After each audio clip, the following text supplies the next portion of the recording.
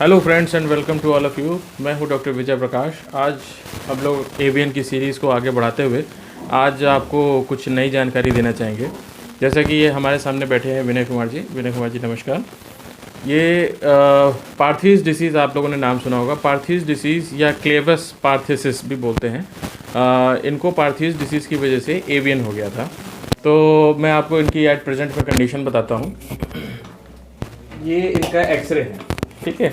आप देख सकते हैं कि ये एक्सरे में ये जो राइट साइड का है ये तो इनका जो है फीमर का हेड काफ़ी बेटर कंडीशन में है, और ये जो लेफ़्ट साइड का है ये आप देख सकते हैं कि इसमें फीमर का हेड बिल्कुल ही ख़त्म हो गया है, पिचक गया है, और नेक तो बिल्कुल भी नहीं है, नेक काफ़ी हद तक रिड्यूस हो गया है। तो ये पार्थीज डिसीज़ है। ये एक तरह से मोस्टली बच्चों में ज़्यादा होता है और ब्लड सर्कुलेशन ब्लॉक हो जाने की वजह से ही होता है। अगर ब्लड सर्कुलेशन सही टाइम पे खुल जाता है, ख़ासतौर से अगर बचपन में खुल जाता है, तो इसके रीग्रोथ होने के चांसेस अच्छे रहते हैं, ठीक है।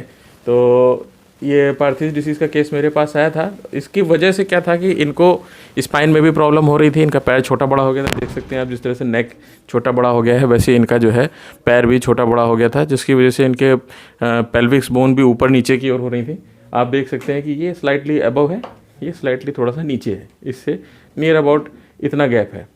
इसके बाद इसका इफेक्ट इनके स्पाइन में भी आ रहा था। एक तरफ का शोल्डर नीचे की ओर झुक रहा था, और स्पाइन में भी पीछे की तरफ उसको कंपनसेट करने के लिए, जो पैर छोटा बड़ा हो गया था उसको कंपनसेट करने के लिए एक तरफ का स्पाइन अलग से उभर के सामने आ रहा था। तो अभी तो हमने इनकी पहली सेटिंग करी है। पहली सेटिंग में इनको काफ़ी आराम है। जो मैं देख सकता हूँ, मैंने ये देखा है कि अब इनके स्पाइन में जो था, जो गैप था ऊपर नीचे, वो चीज़ कवर हो चुका है, उसमें थोड़ा सा भी बचा है। प्लस मैंने थोड़ा सा इनका करेक्शन ये कराया है कि इनको स्लीपर्स में नीचे की ओर कुशन थोड़ा सा ज़्यादा रखने के लिए बोला, सो दैट कि पैर जो छोटा बड़ा हो गया है उसके साइड इफ़ेक्ट्स उसमें ना पड़े। अब हम जानेंगे नवीन जी से कि इनको क्या क्या महसूस होता है। तो नवीन जी बताइए, अब आपको पहली थेरेपी हो जाने के बाद क्या क्या महसूस हो रहा है? पहली थेरेपी के बाद मतलब 70% दर्द आराम है। मतलब अच्छे से अब चल पा रहा हूँ। मतलब ज़्यादा दर्द नहीं है। मतलब यही है कि अगर ज़्यादा चलते हैं तो दर्द होगा, लेकिन अभी तो पहली थेरेपी हुई है तो मतलब लगभग 70% आराम आराम लग रहा है। अच्छा, इससे पहले आप 1 महीने पहले मेरे पास आए थे तो कुछ दवाइयाँ ले गए थे यहाँ से मेरे पास, तो उसके बाद आपको कितना आराम मिला था? दवाई से ही मेरा 40-50% हो गया था। अभी थेरेपी हो गया है मेरा कंप्लीट, तो 70% बोल सकते हैं, ठीक है। 40-50% विद द मेडिसिन इफेक्ट इनका 40-50% मेडिसिन से आ गया था।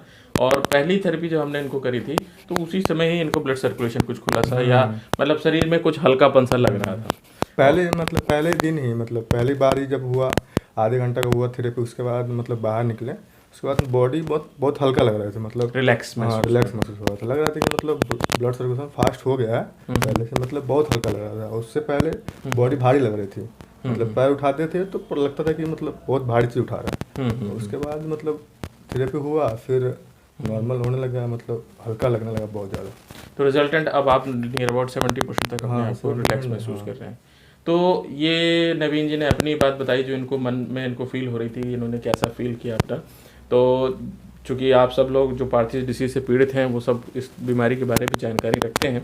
तो अब सर्कुलेशन खुल जाने के बाद अगर हम इनके बॉडी का करेक्शन करते हैं और जो डिसबैलेंस है उसको करेक्ट करते हैं तो फर्दर डैमेज नहीं होगा। प्लस इनकी जो बोन्स की अगर सर्कुलेशन खुल जाता है तो ग्रोथ अच्छे से होगी और आगे की लाइफ ही अपना ईजिली चला सकते हैं। तो इसी इम्पोर्टेंट इन्फॉर्मेशन के साथ अभी हम लोग विदा लेते हैं। मिलते हैं आपसे नेक्स्ट वीडियो में। नमस्कार।